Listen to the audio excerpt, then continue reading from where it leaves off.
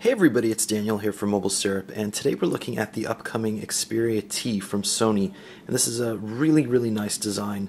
It harkens back to the Xperia Arc and kind of skips over the legacy of the Ion and the Xperia S, which were a little bit thicker, a little bit more blocky, and really did away with that beautiful Sony curve. And you can see when I'm holding it, that curve really accentuates the softness of the design, and Sony's done a really great job with the materials too, because it's now all metal, and it's brushed aluminum. It weighs quite a bit actually, but not it doesn't weigh too much. It's not heavy, it's just solid, and I think that's going to do very well for them coming after the Xperia Arc and the Ray, which were made of plastic, and the Ion, which was a bit bulky.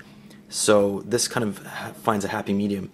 Now this is also launching on multiple carriers, and it's Sony's first coordinated Canadian launch since the Sony Ericsson days.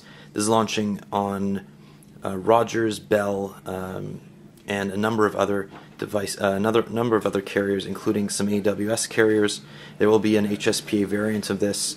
But this is an LTE device, and it's running Android 4.0.4 Ice Cream Sandwich. It's got on-screen navigation buttons, which is one of the first Sony devices to do so.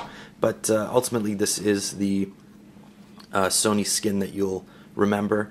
They have rebranded a few things here. So instead of going straight into Music Unlimited, for example, you have the Walkman portal. Same with Video Unlimited. You now have the Movies portal. And your album is now kind of consolidated between your online presence and your local storage, and you can do tons of things like zoom in and find these nice slideshows. Sony's got a lot of flair in their design, and speaks really well to how much care they're taking to differentiate themselves from the rest of the Android market. So this is some preloaded Bond content, and as you know, this is going to be launched as the Bond phone.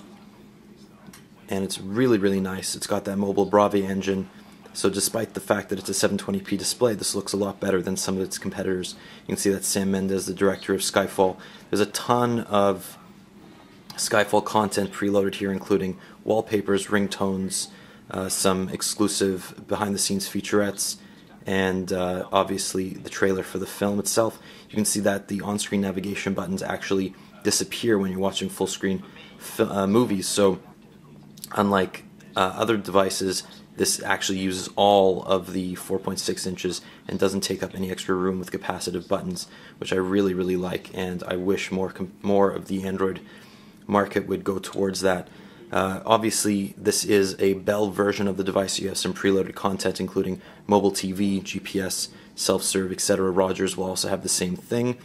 And because this is Android Ice Cream Sandwich, you have your customizable notification bar, and you can swipe away notifications. If we go in here, we can see that the phone comes with a bit of storage. So you have 2 gigabytes for apps and 10 gigabytes or 11 gigabytes for total storage, 16 gigs altogether. There is a micro SD slot for expandable storage as well. Now the battery in here is embedded, and this comes with an MHL USB combination out, so you can connect this to your TV. Sony will begin selling a dock for this device for $89.99 at the Sony store. Comes with a 13 megapixel camera on the back.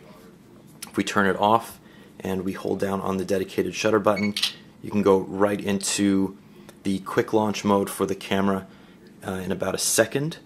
And let's just try that out.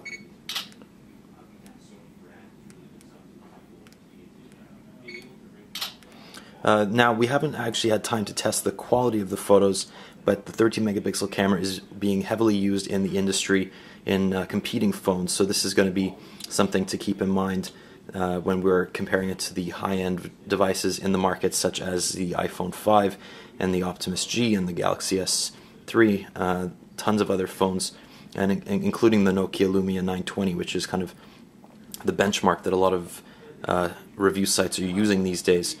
Other things here, unfortunately this is not Jelly Bean, so we don't have access to Google Now, but that is coming in the next quarter promised by Sony. We do have some preloaded content here, including Chrome, which is nice, as well as Google Plus and a couple other apps, including Foursquare. But there's also a lot of Sony content here. So as I said, we have Music Unlimited and Video Unlimited, but we also have some tie-ins with other brands, such as NeoReader, and we also have McAfee Security, which is optional in this case. It doesn't automatically preload on the device.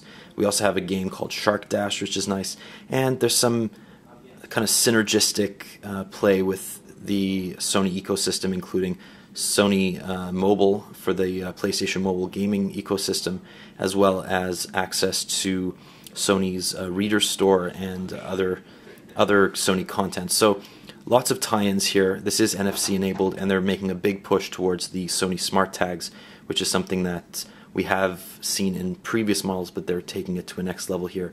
If you're walking into a Sony store or a Rogers or Bell store, they'll have Sony smart tags set up to demo the device with, so you'll just be able to tap the NFC capable antenna at the back, tap it on a smart tag, and it'll activate a demo in store, which is really nice.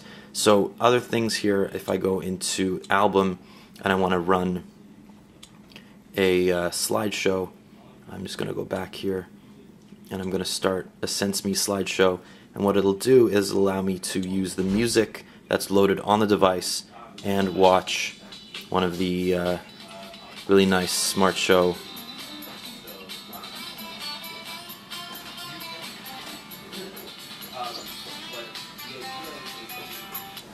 Alright, so that's been a quick look at the Xperia T from Sony, coming soon to multiple carriers in Canada. Thanks for watching.